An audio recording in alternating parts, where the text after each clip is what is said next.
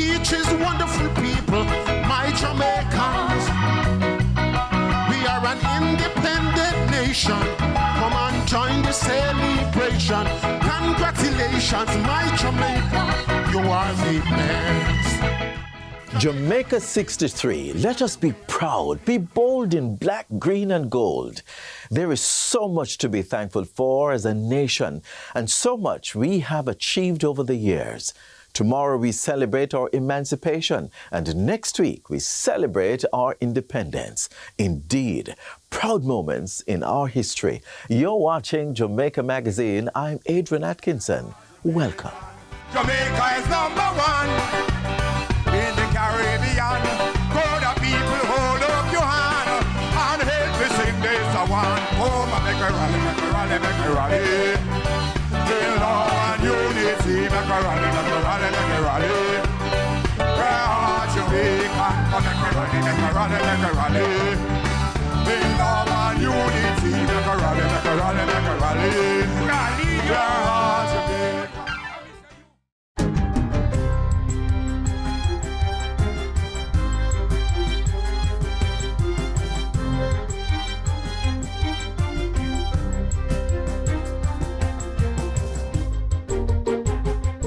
Good day, I'm Jabertha Atkinson, and this is your JIS News for Thursday, July 31, 2025. Local investors are being urged to seize the opportunities to invest and build wealth through the Caymanas Special Economic Zone. Minister of Industry, Investment and Commerce, Senator Aubin Hill, highlighted the rich investment potential during Tuesday's groundbreaking for Phase 1 of the project. He says attractive incentives are being offered to both local and foreign businesses to operate in the zone. In addition, Senator Hill asserts that his ministry and the Jamaica Special Economic Zone Authority are making it faster and easier for investment and business expansion to take place. We're cutting the red tape, digitizing approvals and bringing our intellectual property framework in line with international best practices to support creative and digital industries in the SEZ. Local and foreign investors, don't miss the local ones, because 10 years from now, we don't want to hear how the government gave the thing to foreign investors. When you come in quickly, understand this is a great opportunity. The 700-acre Special Economic Zone is set to be completed over the next 4 years at a cost of over $8 billion. Chairman of the Port Authority of Jamaica, Alok Jain, says work will now begin to raise the site by 2 meters and install drainage infrastructure to withstand 150-year storm events. That will be followed by infrastructure works. All the core utilities, water, sewage, electricity, stormwater, telecoms, all will be installed and they will be underground and fully integrated with the road network. And then the third phase will be the commercial development. We are going to construct facilities that will be ready to lease on day one. During construction, the project will generate about 500 direct and 200 indirect jobs. The Ministry of Legal and Constitutional Affairs has launched the Jamaica Legal Information Portal, JLIP, a new online platform aimed at improving public access to the nation's laws. Portfolio Minister Marlene Malahoo Ford officially unveiled the online platform on Wednesday, describing it as a key component of the government's broader push for digital transformation. When the JLIP is fully operationalized, it will not only significantly reduce time and effort used to locate legal documents, but it will also serve as a platform for public engagement on law reform issues, helping to shape legal proposals through citizen input. Minister Malahoo Ford shares that the portal is already populated with a decade's worth of Jamaican laws, including Gazette publications, such as proclamations, rules and regulations, along with annual acts of Parliament and the latest revised laws of Jamaica. The minister says Phase 2 of the project will focus on populating the site with all Jamaican laws dating back to independence. subsequent phases will provide access to the revised laws of Jamaica, and I'm talking about all editions from the 19th century to the present. The annual Acts of Jamaica from the 17th century to the present. The Jamaica Gazette publications, all of them before independent Jamaica in 1962. Law reform related judgments and judgments of the Supreme Court related to or linked to legislation. Resources and information concerning legislative development, and the Hansard. Now, Hansard is the official record of Parliament. The portal features an artificial intelligence AI chatbot named Garvey in honor of Jamaica's first national hero. The JLIP, which can be accessed at jlip.gov.jm, was developed by European firm Softengi at a cost of $197,000. Funding was provided by the World Bank under its Foundations for Competitiveness and Growth project. The community of Free Hill in St. Ann now has water after being without the precious commodity for over 30 years. The $118 million investment will bring reliable water access to 1,500 residents in northwestern St. Ann. The scope of work for the project included upgrading the existing intake system, as well as installing a solar photovoltaic pumping system, transmission and distribution pipelines, and a concrete storage tank. This $118 million investment into the community, into the citizens, into the boys and girls who just performed for you, is because you have an economy that is being run in such a way that debt levels are going down, investment is going up. It means that old pipes are being taken out and new pipes are being laid. It means that old roads that have full of pothole are being resurfaced right across the length of the country because the economy is being run well. To further mark the moment, Minister Samuda made the commitment that the first 100 residents to sign up for the National Water Commission would do so at no cost. Persons with disabilities are celebrating a major win with the launch of the I Am Able mobile app, a new digital platform that represents a significant step forward in fostering inclusion and empowerment for a community that has historically faced barriers in accessing essential services. The digital platform will help current and potential clients of the Jamaica Council for Persons with Disabilities JCPD to register online and apply for grants, ID cards, and parking stickers, among other things, without visiting the office. Executive Director of the JCPD, Christine Hendricks, reveals that of the approximately 400,000 Jamaicans living with disabilities, only 17,673 are registered with the Council. This digital transformation is seen as a critical step towards closing that gap. This system is fully accessible, compliant with international standards, and designed with you, the user, at the center of it all. This project marks a bold step forward in our commitment to empowering persons with disabilities through digital innovation, inclusion, and greater access to essential services. Minister of Labour and Social Security Colonel Charles Jr. says the creation of this app fits into Jamaica's broader digital transformation goals. And finally, Jamaicans are being encouraged to take part in this year's vibrant lineup of National Emancipation and Independence Day events across the island.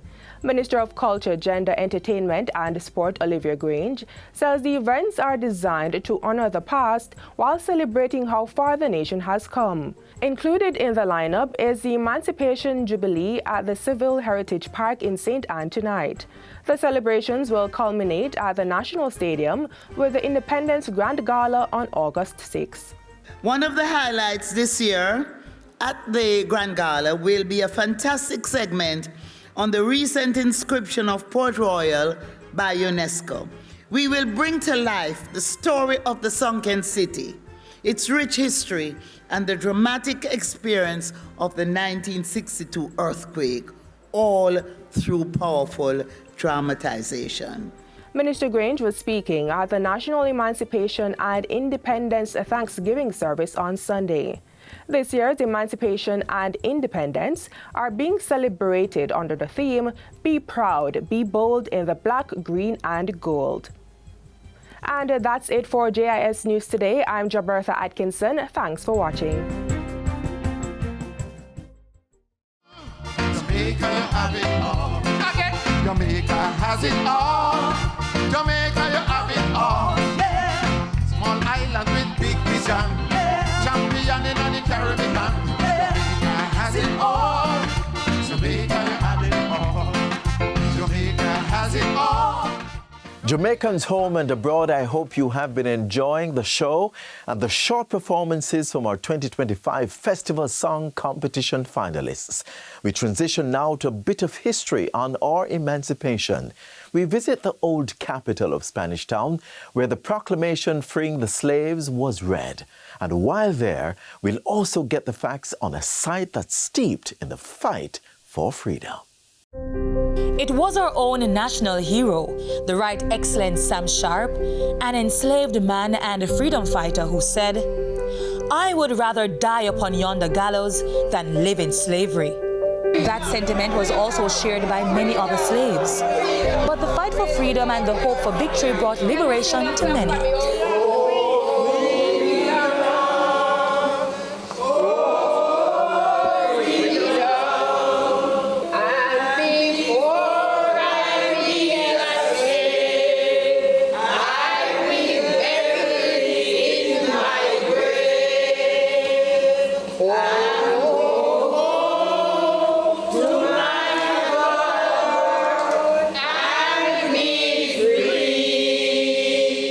Right here in Jamaica, the movement to end slavery was very active, and landmarks across the island document this part of our history.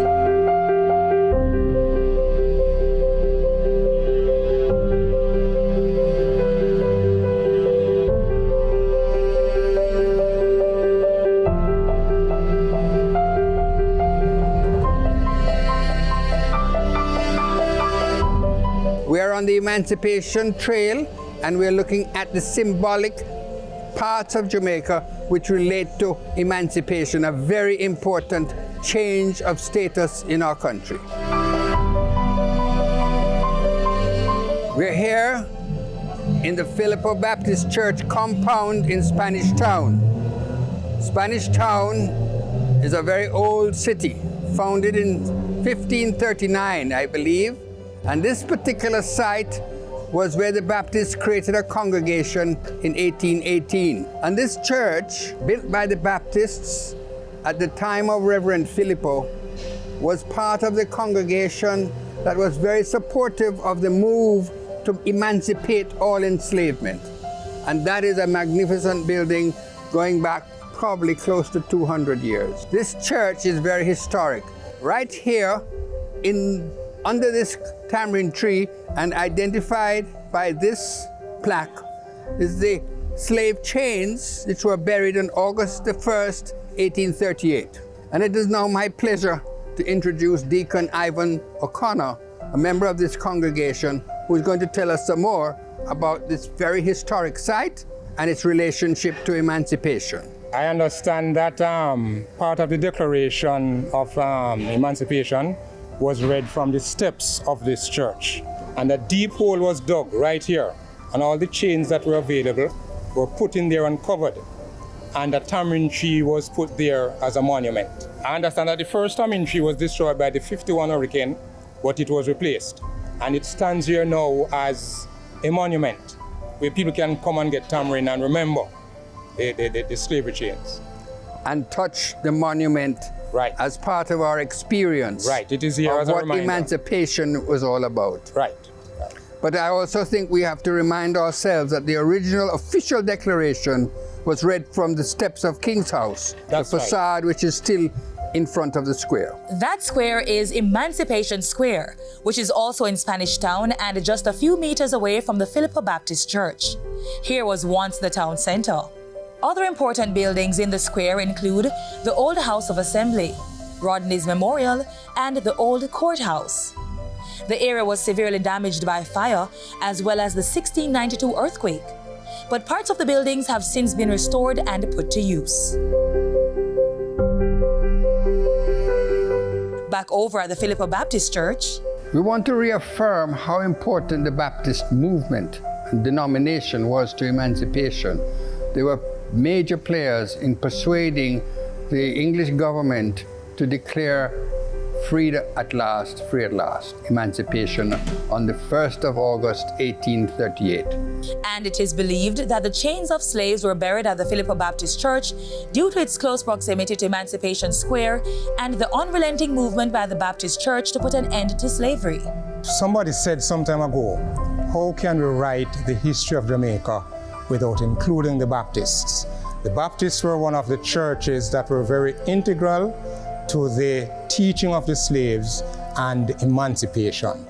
James Philippo was one of the persons who was integral in getting emancipation for the slaves in Jamaica. While emancipation was declared for slaves, their conditions were not improved. So the movement for a more just society was challenged by Paul Bogle and George William Gordon. They were also part of the Baptist movement and later became two of our national heroes. As a result of this involvement, Baptist work in Jamaica became an enduring symbol of the church's opposition to slavery and all other forms of injustice. This building was put up sometime about 1827 thereabout and has been maintained over time. It's a natural heritage site, and so the National Heritage Trust has control over what happens here. Right after emancipation, James Philippo established free villages like in Sligoville, in parts of Clarendon, and also established churches. So this church is steeped in our history in Jamaica.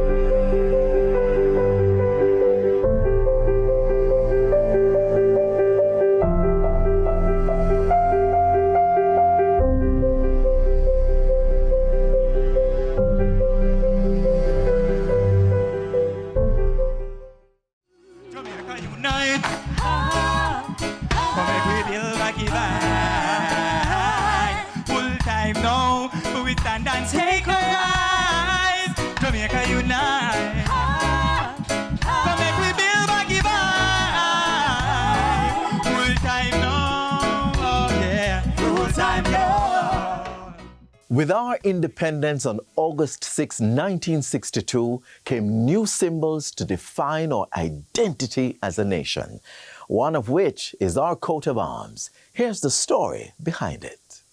Moving away from the British monarchy and into self-governance, Jamaica needed to establish its own identity. And in doing so, national emblems and symbols were created that represent our history, values, goals, and who we are as a people. Among them was the arms of Jamaica, sometimes referred to as the coat of arms. There are 8 elements to this majestic symbol: the crest, supporter, shield, helmet, torse, mantling, motto, and the design. Each represent an important part of our journey as a country. Take, for example, the shield. The red cross on the white background represents the flag of England, a nod to the fact we were once under British rule. And while the pineapples, which were imported to the island, bear no relation to our indigenous fruits, 5 golden pineapples were added to give a royal or stately look. The shield is the premier component of any arms and usually appears in the center of the assemblage. Another portrayal of Jamaica's British colonial period is a helmet and mantle. They represent the royal helmet of the British monarchy and bear similar design to the royal coat of arms. Their relevance today may lie in the fact Jamaica still pledges allegiance to the Queen of England. The tenacity and strength of the people is depicted in the crocodile, a fearless spirit not deterred by obstacles, a fight to the end for progress. Referred to as the crest, the crocodile takes its place on top of the arms of Jamaica, resting on what's called the torse. The symbol of the crocodile is used by the Jamaica Defense Force as its premier cap badge, and the Bank of Jamaica also uses a crocodile as the keeper of the keys to its vault and guardian to the country's finances. One of the indigenous features of the arms takes the form of two of its outer components, tainas. The female taina takes her place on the right while her male counterpart appears on the left. Together they are the supporter, and believed to be the first settlers of Jamaica, migrating from South America somewhere around 700 to 1000 AD. Taina were short and muscular and wore little clothes. Today, some of their practices and cultures are still in use in Jamaica. And as other nations began to settle on the island, we became a country of mixed race, which led us to accept our revised motto, out of many, one people. The arms of Jamaica is one of the oldest national arms in the world. In fact, we were the first British colony to receive our own. It was granted under the Royal Warrant on February 3, 1661. The arms was originally designed by William Sandcroft, who then became the Archbishop of Canterbury in 1677. There has been 3 documented changes to the arms of Jamaica in 1692, 1957, and 1962. Today, the arms of Jamaica appears on every denomination of local currency, on the passport of all citizens, and all other national documents. It is a stamp, an authentication of who we are as a people, and the final seal of governmental approval.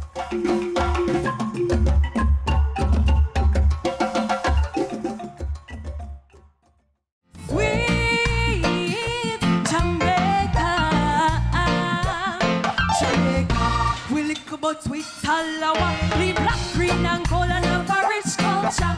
Your vibes are nice, just to enjoy with like independence for me. What's a nice paradise? Sweet Jamaica, sweet Jamaica. As we gear up to be proud, be bold in black, green and gold for independence, we highlight a few public healthcare workers who are demonstrating this in their resilience and dedication to our healthcare sector.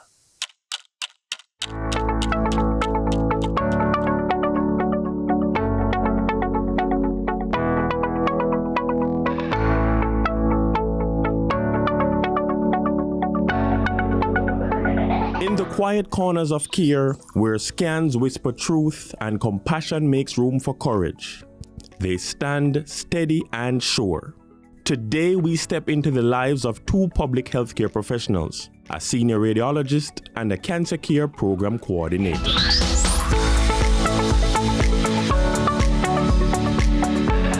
There's a misconception that you put the patient on a table and press a button and the patient is scanned, but that's not true. It's not even remotely true. The thing is, we have a lot of work to do before the patient is on the table. When the patient is on the table and after the patient leaves, we have to compile a lot of stuff, organize it, do a lot of post-processing, then we are finished. In terms of 8 to 4, which are our regular hours, we can see around 70 X-ray patients, we can see around 20 CT patients, we can see around 10 to 15 ultrasound patients, and then specialties we can do like 10 mammograms per 8 a.m. to 4 p.m. And we have things we do after those hours. Emergencies.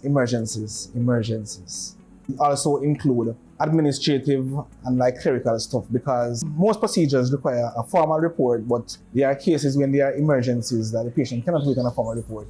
So the imaging practitioners / radiographers, they are trained to identify these things.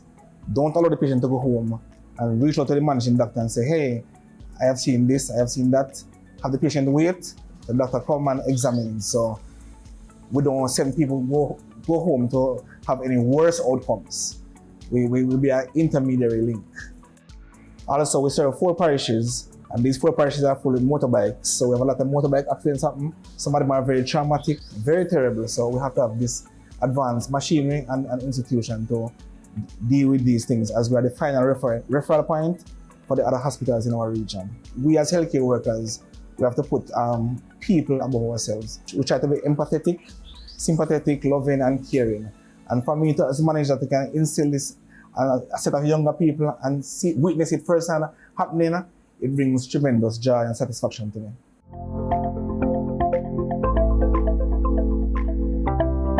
As the Regional Cancer Program Coordinator, it is my responsibility to coordinate the implementation and improvement of our program to prevent and control cancers in Jamaica, especially in the Western region. So we start with a plan, and the plan outlines the activities across the region, targets given for each parish as it relates to screening, as it relates to treatment, follow-up, and also as it relates to health promotion, interaction with patients at the health center level and other settings in schools, communities, workplaces that would help them to live healthy lifestyles and to identify what are the risk factors for cancers, and also to get medical attention. And once they get the medical attention, to follow the doctors or the caregivers' orders, maintain their contact with the health system, take their medication, and we also have to measure the incidence of cancers, the quality of care given, and to report on a regular basis in a timely manner according to the Ministry of Health requirements to the national level, information that they will need for planning and making resources available for the prevention and control of cancer in the region. The cancer data for Jamaica is estimated. We do not have real figures because, again, persons go to the private sector for care. And we are estimating that we have X amount of cancers in Jamaica, but we cannot find them. You know, we have 4 priority cancers and childhood cancer. Cancer of the prostate, cancer of the breast, cancer of the colon, and cancer of the cervix. We are also starting greater focus on childhood cancer because that is a cancer that can be cured if identified early. So we are hoping that that collaboration will be extended, that everyone will be on board, because together we are stronger in this fight. It is really a fight.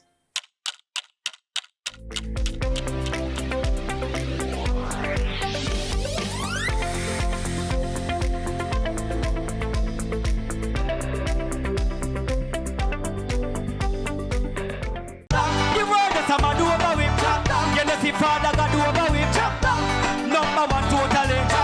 We love to wheel and go live. Ready rum, ready to beat you. The commiss jump down, make us sweet so. We never let her down, never leave you. Champion them can't beat you. Dip you for the pump go down low. We no got nowhere around now. We not live in independent, put up the anthem. The world is about to over with. You know see Father God over with. Number one totally. This is where our journey ends, but only for today. Do join us again tomorrow when we'll bring you another informative program. In the meantime, stay connected via our website, jis.gov.jm. And while you're online, send your feedback to Jamaica Magazine@jis.gov.jm or via X @JIS News.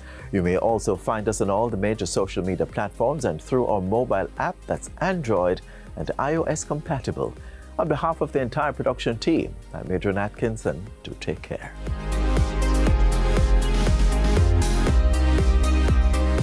This has been a production of the Jamaica Information Service, the voice of Jamaica.